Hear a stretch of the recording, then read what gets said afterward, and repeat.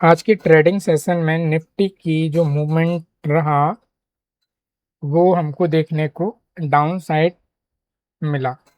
लेकिन कैंडल आप यहाँ देख सकते हैं कि कैंडल ग्रीन बना है। कैंडल का जो फॉर्मेट रहा वो ग्रीन रहा।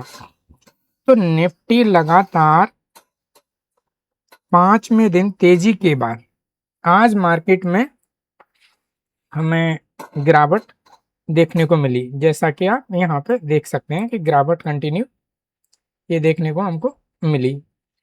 लेकिन आज का जो दिन रहा वो आईटी सेक्टर की भारी बिकवाली रही। आईटी सेक्टर में जो हमें एक बिकवाली बहुत ज़्यादा रही और बिकवाली होते हुए निफ्टी ने अपने आप को 24,000 का लेवल मेंटेन किया। तो आईटी सेक्टर में जो रहा तो वो आईटी सेक्टर का जो बिकवाली का सेशन रहा उसमें अमेरिका की जो आईटी कंपनी है उन्होंने भविष्य का अनुमान लगाते हुए ये चीज साफ इंडिकेट किया कि भारतीय बाजार की जो आगे सेशन में जो हो सकती है वो काफी अधिक बिकवाली दिखाई दे आईटी सेक्टर में। तो ये जो न्यूज रही ये न्यूज के बेसिस पे हम कह सकते हैं कि आज का मार्केट जो है कुछ इस हिसाब से रहा। उसके बाद में अगर हम बात करें कि अगर हमारा आईटी सेक्टर जो मेन सेलिंग जोन में रहे वो इन्फोसिस हमारे को देखने को मिला।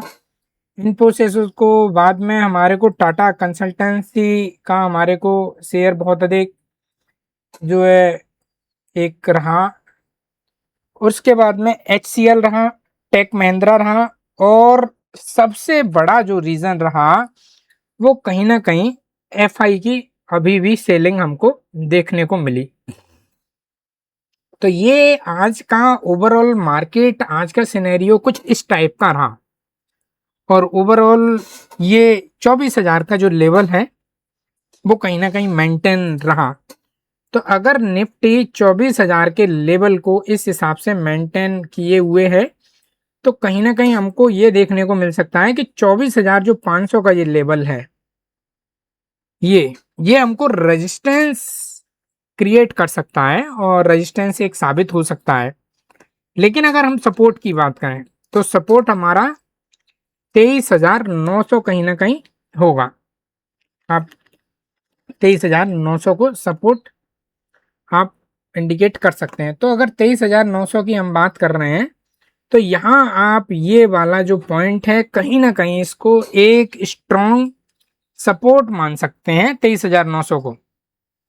और निफ्टी अभी भी 24,000 पर है।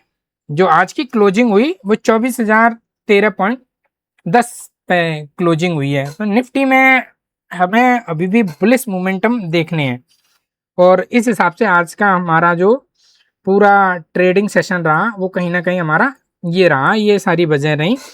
लेकिन 5 दिन की तेजी के बाद आज मार्केट में जो गिरावट हमको देखने मिली ये एक्सपेक्ट हम ये नहीं कर सकते हैं कि आगे के ट्रेडिंग सेशन में हमको गिरावट मिलेगी, क्योंकि यहाँ पे आप देख सकते हैं कि आज के पूरे ट्रेडिंग सेशन में कहीं ना कहीं ये लेवल जो रहा है 23,900 का ये लेवल कहीं ना कहीं होल्ड रहा।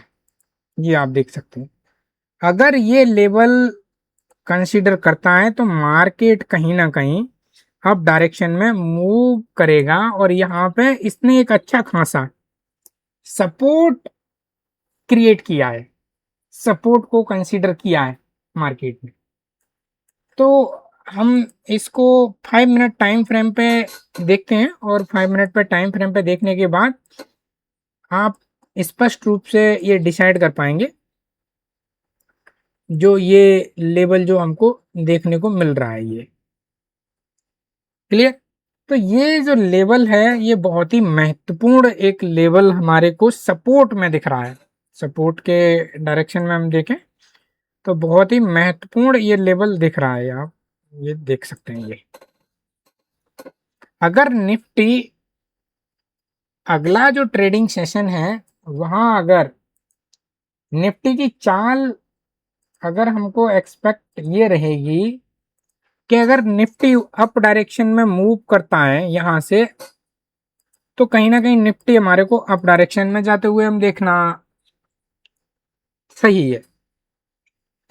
अगर निफ्टी यही लेवल पे इसको और इसको रेजिस्टेंस सपोर्ट करने के बाद में और अप डायरेक्शन में जाता है तो हम निफ्टी की अप डायरेक्शन के मूवमेंट को कैच करेंगे।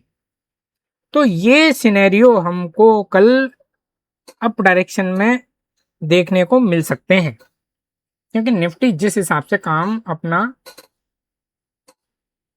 कर रहे हैं तो इस हिसाब से हमको ये देखने मिल रहा है। लेकिन जो आईटी सेक्टर में जो एक भारी बिकवाली हमको देखने को मिली है वो सिर्फ अमेरिका की आईटी कंपनी है। उसके एक भविष्य का एक अनुमान जो दिया गया है उसके अकॉर्डिंग है, अगर आईटी सेक्टर अगर हमारा स्ट्रांग अगर होता है तो भारतीय बाजार में हमको फिर से खरीदारी देखने को मिल सकती है। और एफआई की जो सेलिंग है वो हमको बाइंग डायरेक्शन में अगर देखने को मिली तो हमको प्लस पॉइंट यही रहेगा कि निफ्टी आगे के ट्रेडिंग सेशन में हमको अच्छा खासा मूव अप डायरेक्शन में देखने को मिल सकता है। ये हमें सिनेरियो दोनों ही देखने को मिल सकते हैं। बाकी एक्सपेक्ट यही रहेगा कि हम लोग अप डायरेक्शन की तरफ अपनी पोजीशन बना के रखें, क्योंकि यहाँ से निफ्टी के अप डायरेक्शन के जो है मूवमेंट हमको देखने को बहुत ही अधिक देखने को मिल सकते हैं। तो ये सिनेरियो हमारा भारतीय बाजार को लेके क्रूड ऑयल के प्राइस पिछली वीक के अकॉर्डिंग इस वीक भी हमें कमजोर होते हुए दिख रहे हैं, क्योंकि जिस हिसाब से हमको क्रूड ऑयल की प्राइस लगातार $80 प्रति बैरल हमको देखने को मिली है, उस अकॉर्डिंग हम ये कह सकते हैं कि एक अच्छा खासा हमको ये भारतीय बाजार के लिए एक अच्छा हो सकता है। तो आप लोग का बहुत बहुत धन्यवाद।